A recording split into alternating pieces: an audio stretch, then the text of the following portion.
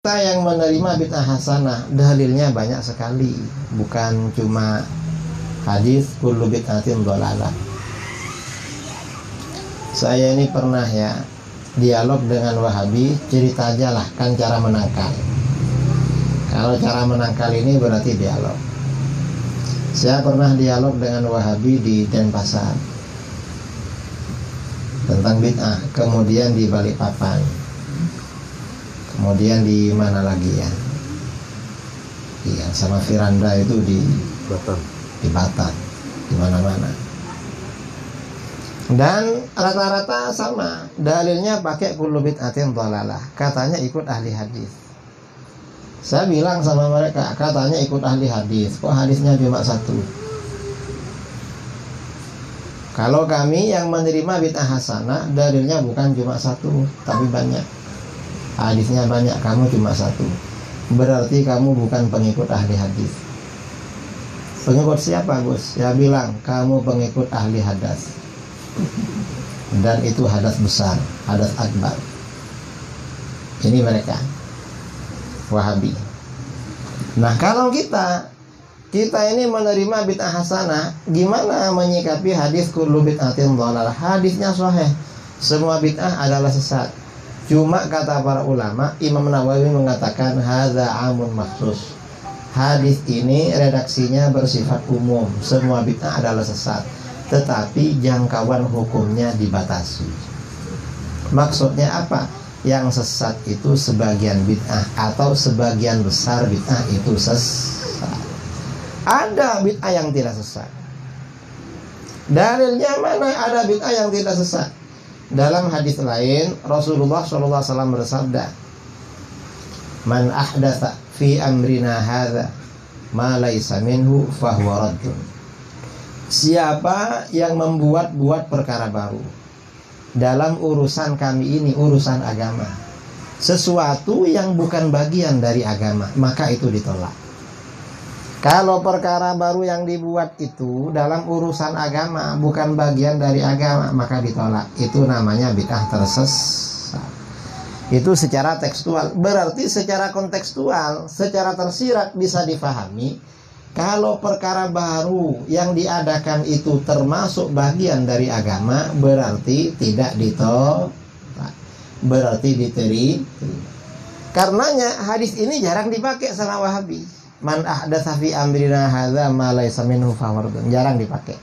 Yang dipakai biasanya hadis tadi kullu bid'atin dhalalah. Karena kalau pakai hadis, siapa yang membuat perkara baru dalam urusan kami ini, sesuatu yang bukan bagian dari agama, maka ditolak. Maka dia bisa dikejar. Itu yang ditolak kan bukan bagian dari agama. Berarti kalau perkara baru itu merupakan bagian dari agama, berarti tidak ditolak, tetapi diterima. Mestinya kan begitu. Ini cara menghadapi Wahabi seperti itu. Ini contoh ya. Contoh pertama lah. Sambil minum kopi ya, biar tidak ngantuk.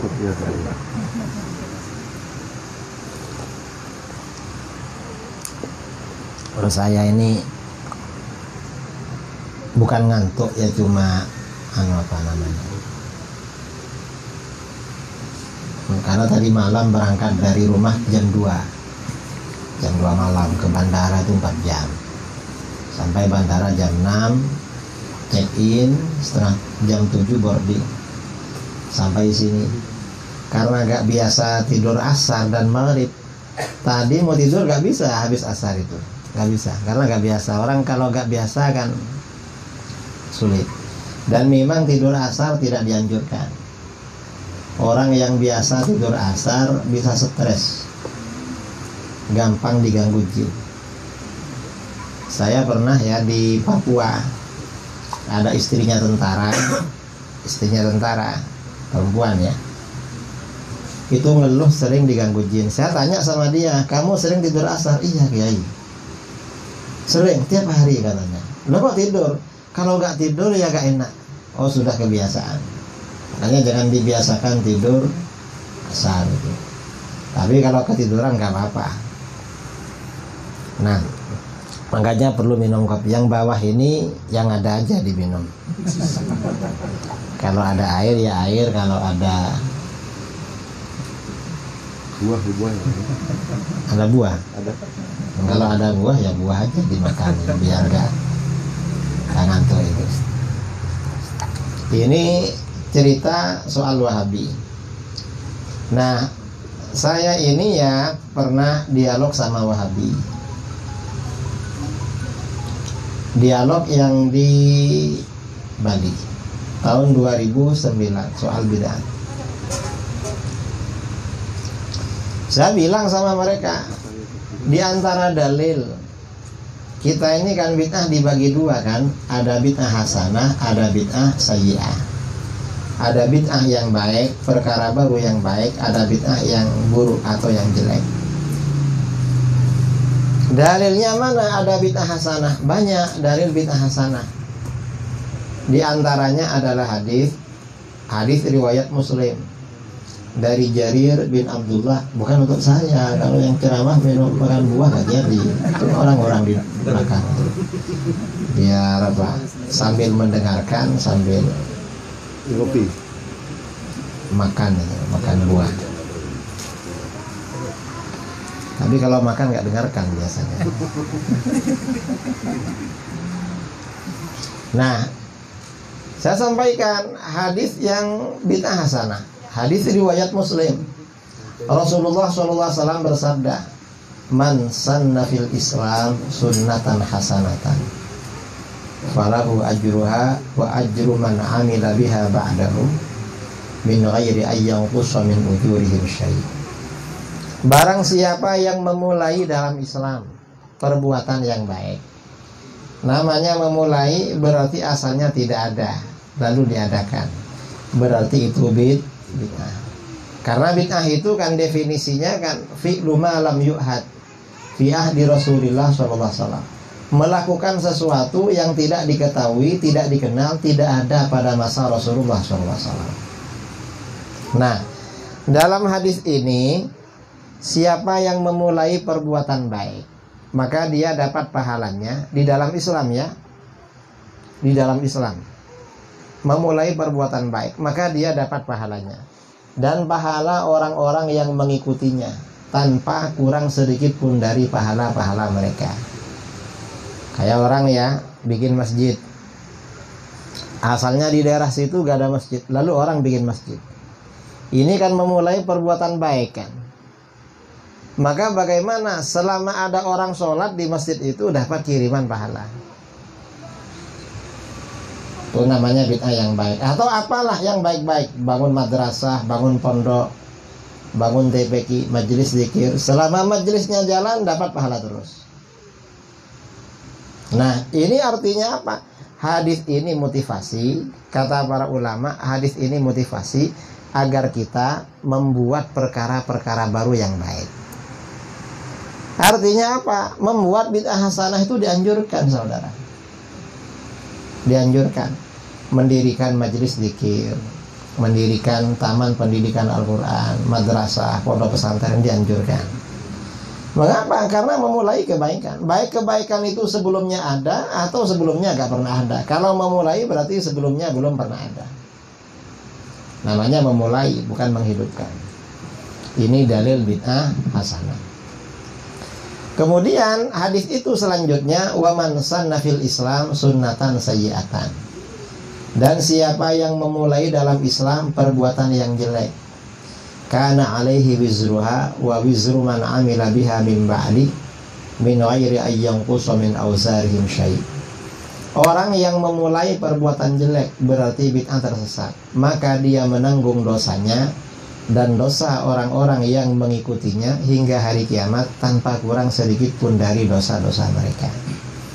Ini berarti peringatan jangan memulai bid'ah yang jelek, karena dia menanggung dosa dan dosa-dosa orang-orang yang mengikuti. Nah, kata Imam Nawawi berdasarkan hadis ini berarti hadis semua bid'ah sesat jangkauan hukumnya itu dibatasi. Dibatasi dengan apa? Yang sesat itu adalah bid'ah yang jelek. Kalau bid'ah yang hasanah yang baik gak sesat. Karena di sini dikatakan yang memulai bid'ah hasanah. Ini. Begitu dalil ini disampaikan, apa kata si Wahabi? Kata si Wahabi, Pak Kiai, hadis barang siapa memulai perbuatan baik gak bisa menjadi dalil bid'ah hasanah. Mengapa gak bisa? Karena di situ yang tercatat sunnatan hasanah. Man sanna fil Islam sunnatan hasanah. Itu sunnah Kiai yang dimulai, bukan bid'ah. Artinya sunnah Rasul. Saya bilang sama mereka, loh, kalau kamu mengartikan sunnatan hasanatan, di dalam hadis ini kan ada dua kalimat berlawanan. Man sanna fil Islam sunnatan hasanah, memulai sunnah hasanah. Yang berikutnya, man sanna fil Islam sunnatan sayyi'ah, memulai sunnah yang jelek. Ini kan berlawanan kan. Kalau sunnah di dalam hadis ini diartikan dengan sunnah Rasul, itu bahaya. Mengapa? Karena di sini ada dua sunnah berlawanan, sunnah yang baik, sunnah yang jelek. Berarti sunnah Rasul menurut kamu ada yang baik, ada yang jelek. Kacau kalau gitu. Mengapa kacau? Nah, Rasulullah itu maksum, nggak ada sunnahnya yang jelek itu, pasti baik semua. Saya bilang begitu. Akhirnya apa kata si Wahabi itu? Dan ini saya bilang yang dimaksud sunnah di sini sunnah secara bahasa, artinya perbuatan yang baik. Jadi bukan sunnah dalam arti bid'ah. Nah, kalau memulai perbuatan baik itu berarti kan maknanya bid'ah hasanah ya. Karena bid'ah itu perkara yang dimulai. Hasanah ya sunnah hasanah. Jadi begitu. Wahabi biasanya jawab itu. Kalau kita pakai dalil man sanna fil Islam sunnatan hasanah, itu sunnah Rasul. Bukan sunnah Rasul. Kalau sunnah Rasul ya pasti baik. Wong di sini ada dua kalimat berlawanan, sunnah yang baik, sunnah yang jelek. Berarti bukan sunnah Rasul maksudnya, tapi perbuatan. Sunnah secara bahasa, suatu perbuatan. Begitu disampaikan begitu, si Wahabi pakai alasan lain, ngeyel. Apa kata dia? Itu gak bisa jadi dalil bid'ah hasanah. Mengapa gak bisa? Karena ini kan menurut Islam kan. Sunnah hasanah menurut Islam. Kalau seperti tahlil dan mulut, menurut Islam kan gak baik. Saya bilang, kamu gak paham lagi. Yang dimaksud memulai perbuatan baik dalam Islam, artinya dia orang Islam. Orang Islam bangun masjid, dapat pahala. Orang Islam mendirikan majelis zikir, menulis buku, atau apa yang baik-baik, dapat pahala. Nah, Islam ini lawan kata kafir. Artinya, kalau orang kafir yang melakukan, ya gak dapat pahala. Orang kafir itu melakukan kebaikan apa saja gak dapat pahala, saudara. Misalnya bersedekah, ngasih uang sama kita, tapi dibalas oleh Allah. Apa balasannya? Rizkinya tambah lancar, disenangi tetangga. Itu orang kafir. Orangnya sehat, bisnisnya, keluarganya bagus. Itu orang kafir yang rajin sedekah. Mengapa? Ya karena kafir. Tadi itu Islam yang begitu. Lalu kata si Wahabi itu apa lagi? Kata si Wahabi, loh, itu gak bisa jadi dalil bid'ah hasanah. Mengapa gak bisa? Karena sababul wurud, sebab hadis ini kan tentang sedekah. Rasulullah nyuruh orang-orang bersedekah. Jawaban kita, kamu tidak ngerti usul fikih. Dalam ilmu usul fikih itu al-ibrah bi umumil lafzi la bi khususis sabab. Yang menjadi tinggi memahami dalil itu adalah mengikuti keumuman redaksional, tidak mengikuti sebab yang spesifik, yang khusus. Walaupun ini sebabnya hadis ini disampaikan oleh Rasulullah SAW karena sedekah, itu kan sebabnya khusus, tapi bahasanya kan bahasa umum, berarti berlaku umum. Kata ulama seperti itu. Ini cara membantah Wahabi soal bid'ah. Ada yang punya makmum 3 orang, ada yang jamaahnya 10. Ya pokoknya banyak kelompok di Masjid Nabawi. Mengapa begitu? Para sahabat itu dulu menghatamkan Al-Quran dalam sholat. sholat malam. Karena menghatamkan Al-Quran dalam sholat malam pahalanya lebih besar daripada di luar sholat. Itu para sahabat. Nah, sedangkan sahabat yang tidak hafal itu biasanya mencari hafid yang cocok bacaannya pada dia. Kalau sholat malam, sholat tahajud di malam hari, bacaan Fatihah dan surat itu kan dianjurkan jahar. Tapi jangan nyaring-nyaring, ya kira-kira di rumahnya kedengaran. Bismillahirrahmanirrahim. Alhamdulillahi rabbil alamin. Ar-Rahmanirrahim. Maliki yaumiddin. Nanti suratnya begitu juga. Jahar. Mengapa? Kalau jahar rumah itu, maka jin yang suka mengganggu akan pergi dari rumah itu dan rumah-rumah tetangganya. Dianjurkan memang kalau malam yang bisa ngaji. Dianjurkan. Nah, para sahabat dulu sholat malam menghatamkan Quran. Yang tidak hafal biasanya cari hafid-hafid yang dia suka bacaannya. Kalau suka sama ini di belakangnya, suka sama itu di belakangnya. Nah, Sayyidina Umar ketika melihat mereka, ini orang qiyamul lail kok berkelompok-kelompok. Apa kata beliau? Law jama'tuhum ala qari'in wahid lakan amsal. Ini yang enak tak jadikan satu wajah. Biar gak kelompok-kelompok. Akhirnya apa? Oleh beliau dijadikan satu. Yang menjadi imam sahabat Ubay bin Ka'ab. Setelah para sahabat di Masjid Nabawi, sholatnya menjadi satu. Suatu ketika Sayyidina Umar mengontrol sahabat ini sholatnya satu kelompok, nggak berkelompok-kelompok. Apa kata beliau? Ni'matil bid'atu hadhi. Ini bid'ah paling baik. Bid'ah paling baik. Berarti kalau begitu ada bid'ah hasanah. Ini contohnya sholat tarawih. Kata Sayyidina Umar bid'ah paling baik. Dan para sahabat mengakui sholat tarawih. Berarti para sahabat sepakat menerima bid'ah hasanah. Begitu dalil ini disampaikan, ada orang Wahabi di Manado. Waktu dialog dengan saya, apa kata dia? Perkataan Sayyidina Umar bahwa sholat tarawih bid'ah terbaik gak bisa menjadi dalil bid'ah hasanah. Mengapa gak bisa? Karena yang dimaksud bid'ah di dalam hadis ini, perkataan Sayyidina Umar, itu adalah bid'ah lughawiyah, bid'ah secara bahasa. Bukan bid'ah secara syarak. Itu bid'ah menurut bahasa aja, hakikatnya bukan bid'ah.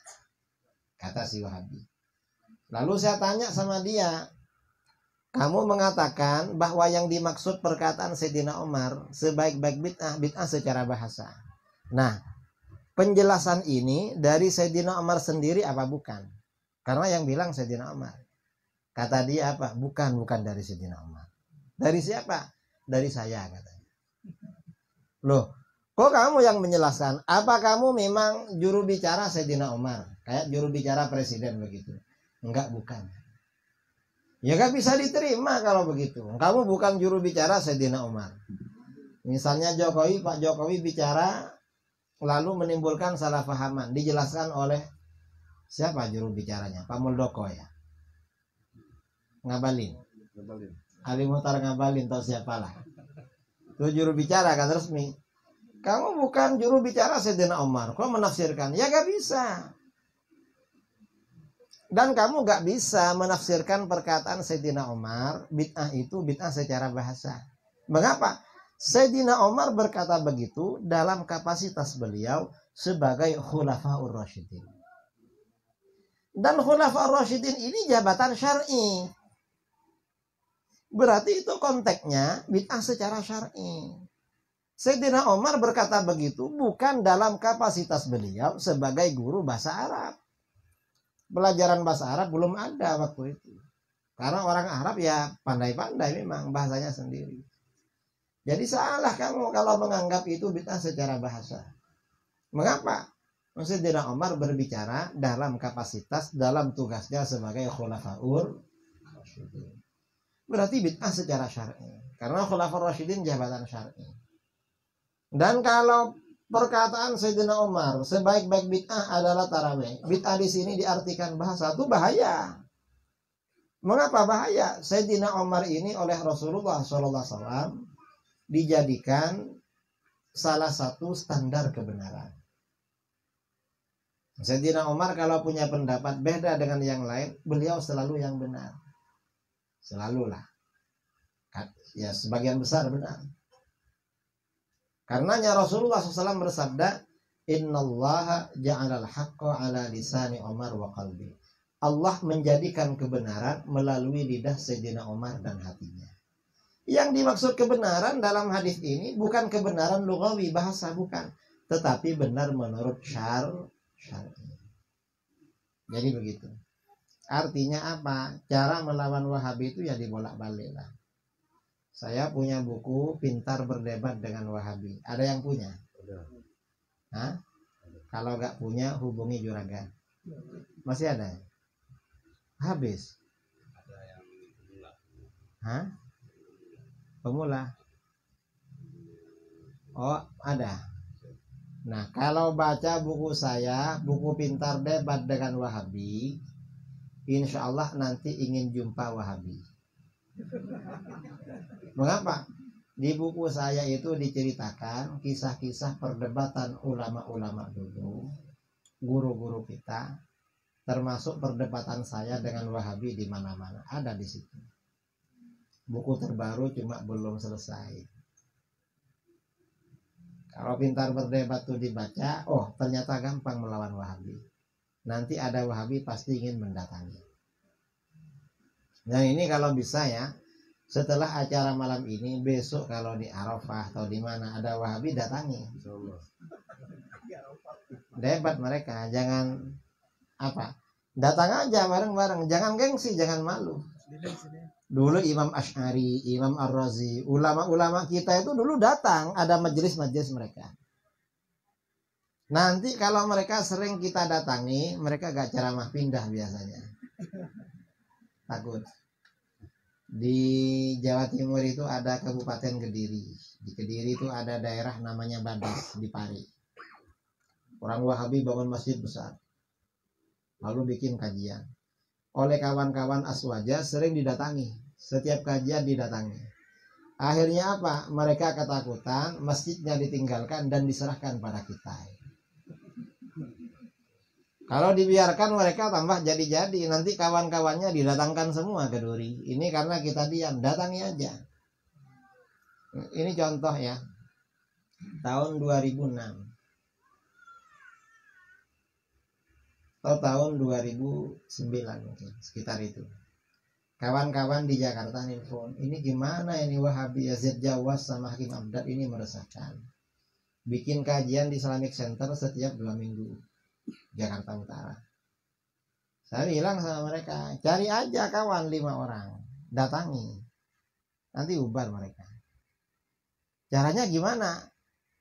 Bawa 5 orang, lalu duduknya jangan ngumpul, mencar. Ketika dia ceramah, lalu angkat tangan bareng-bareng. Ustaz, intrup, tanya. Kalau kelihatan banyak begini, pasti dia ngasih waktu. Terus setelah ngasih mic, salahkan dia, lalu tantang debat. Akhirnya begitu. Akhirnya oleh kawan-kawan diambil mic-nya, diajak bicara, diterangkan. Ustaz, kalau membid'ahkan orang jangan sendirian begitu. Yang dibid'ahkan dipanggil. Karena jangan-jangan sampean yang bid'ah atau sampean yang nggak paham. Yang sampean bid'ahkan kan orang alim-alim itu. Kalau seperti ini ya sampean nggak mendidik namanya, pengecut namanya. Bukan ahli ilmu namanya, tapi ahli fitnah. Kalau ahli ilmu itu berani terbuka dengan siapapun. Karena ilmu itu sportif, ada kejujuran. Kalau seperti itu nanti mereka kewalahan pergi. Dan ini saya tahun kemarin ke Siantar ya, Pematang Siantar di mana? Sumatera Utara. Ini ustadz-ustadz salafi yang ceramah di masjid-masjid didatangi memang. Didapat, akhirnya mereka pergi. Sekarang mereka gak berani ceramah-ceramah. Ini kalau yang di Duri gak didatangi, Kalian ya santai-santai aja, tambah ramai nanti Ustadz Wahabi di Duri. Tapi kalau didatangi, apalagi suruh pergi seperti Firanda di Aceh, akhirnya gak datang lagi. Datang-datang kawin sama orang Aceh.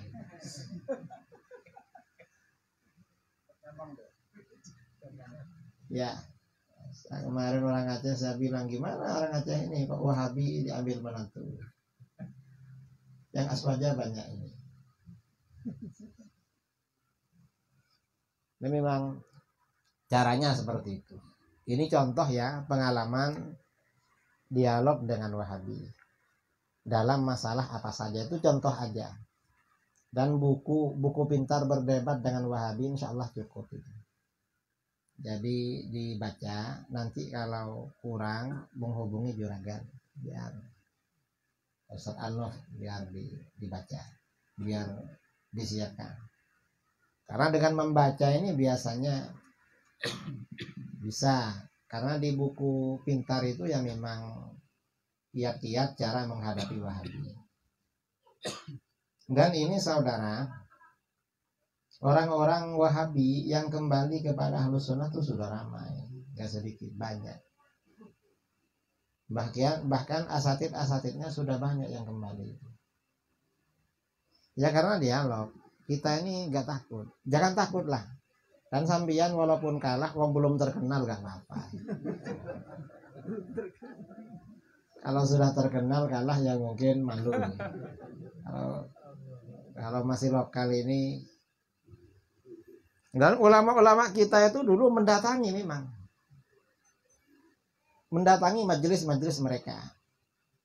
3 tahun yang lalu di Jawa Timur. Di kira-kira setengah jam dari rumah saya. Ada masjid, kampungnya Aswaja. Orang Wahabi, ada dokter Wahabi, punya pengajian rutin di situ, sebulan sekali. Pas setelah beberapa kali orang lapor ke saya, ya ini gimana ini? Ada flyer ya, ada apa namanya, meme atau flyer. Caranya dia. Saya kirim ke pengurus NU di sana. Gimana daerahnya kamu dijajah Wahabi gini? Itu dibereskan itu. Gimana caranya? Gini aja lah. Saya mau kirim kawan dari rumah. Ada beberapa anak yang tinggal di rumah saya. Ngaji di rumah khusus menghafalkan buku-buku melawan Wahabi. Saya suruh. Akhirnya apa? Acaranya malam Sabtu habis Jumat, tokoh-tokoh sekitar masjid itu saya kumpulkan, saya provokasi. Lalu apa? Kawan saya murid yang belajar di rumah itu yang 2 orang, saya suruh datang ke masjid itu. Hanya datang pas ceramah intro, lalu disalahkan dia. Akhirnya pucat. Setelah itu gak ada ngaji lagi di situ. Kalau dibiarkan mereka terus merajalela dan tidak bisa dibiarkan. Ulama-ulama kita dulu itu memang mendatangi. Ada ulama kita ya yang suka mendatangi kandang-kandang mereka. Namanya Imam Ar-Razi. Imam Ar-Razi ini lawannya bukan Wahabi, Wahabi belum ada, tapi Mu'tazilah. Imam Ar-Razi ini kalau bermunadharah, berdebat dengan Mu'tazilah dalam sejarahnya, beliau itu tidak menyalahkan dalil mereka, enggak, tapi membuatkan dalil untuk mereka yang lebih kuat dari buatan sendiri. Kata beliau, kamu punya ajaran begitu, dalilnya jangan pakai itu kurang kuat. Yang kuat dalilnya begini. Mu'tazilah tuh heran, ini orang Ahlus Sunnah, tapi membuatkan dalil Mu'tazilah lebih pintar dari Mu'tazilah. Akhirnya apa? Setelah dibuatkan dalil yang lebih kuat oleh Imam Ar-Razi, dalil itu kemudian dipatahkan oleh beliau. Tapi saya bisa matahkan ini, walaupun lebih kuat dari dalil kamu. Kalau dalil kamu yang kamu buat lebih lemah, nggak perlu saya patahkan. Tak buatkan yang lebih kuat. Akhirnya apa? Kata ulama-ulama Mu'tazilah, hai orang Mu'tazilah, jangan terpengaruh dengan orang ini. Ini oleh Allah memang diberi keistimewaan. Seperti itu katanya. Ini bukan karena ajaran kamu salah. Itu kan senjata pamungkas kan. Saya ini punya murid mantan Wahabi. Sejak SMA sampai S2 Wahabi, lalu sadar kembali ke Ahlus Sunnah. Belajar di rumah saya. Dia sadar ketika ambil S2 di London di Inggris. Ambil S3 di Swedia, karena Covid akhirnya pulang. Akhirnya ke rumah, ngaji di rumah. Saya tanya sama dia, dulu waktu kamu Wahabi, kalau mendengar Ustadz Ahlus Sunnah menyampaikan dalil yang tak terbantahkan, gimana pikirannya? Waduh, stres Kiai kan. Kita ini bingung, katanya kita ini sunnah, kok itu dalilnya kuat. Terus gimana? Kita lapor pada Ustadz, akhirnya oleh Ustadz diberi obat penenang. Apa? Jangan dengarkan, itu syubhat. Itu senjata pamungkas mereka, jangan dengarkan, itu syubhat itu. Pamungkas. Tapi lama-lama sadar juga itu, sadar. Karena pikiran manusia kan nggak ingin kan ikut ajaran yang sudah terbukti memang tidak kuat. Saudara misalnya lewat jalan, jalannya gak enak, kan gak mungkin kan, pasti cari jalan yang enak. Itu manusia. Karenanya jangan khawatir, ajaran Ahlus Sunnah ini tetap kita siarkan, kita syiarkan. Dan jangan bosan menyampaikan Wahabi sesat, jangan. Mengapa? Agar masyarakat di sekitar kita tidak terpengaruh dengan Wahabi. Karena itu bagian dari jihad. Kita ini harus ihtimam, perhatian terhadap urusan kaum muslimin. Saya kemana-mana ceramah Wahabi, ceramah Syiah, liberal, Islam Nusantara, macam-macam. Nah, sebenarnya ya kadang-kadang bosan. Apa saya dikira cuma tahu Wahabi aja, nggak tahu yang lain, kok disuruh bicara ini terus. Tapi ya gak apa-apa, karena ini memang umur muslimin, kita wajib. Saya sampai dulu pernah bawa istri ke Malaysia, ceramah pindah-pindah dari daerah-daerah. Dapat 3 hari bilang, ceramahnya kamu kok itu-itu aja katanya. Ini sudah berapa hari? Saya bilang, itu yang diminta sama mereka. Coba lihat mereka ketawa-ketawa itu. Berarti kan cocok itu. Ya gak apa-apa. Jadi saudara gak perlu bosan lah. Wahabi sesat, Wahabi menyesatkan, gak perlu.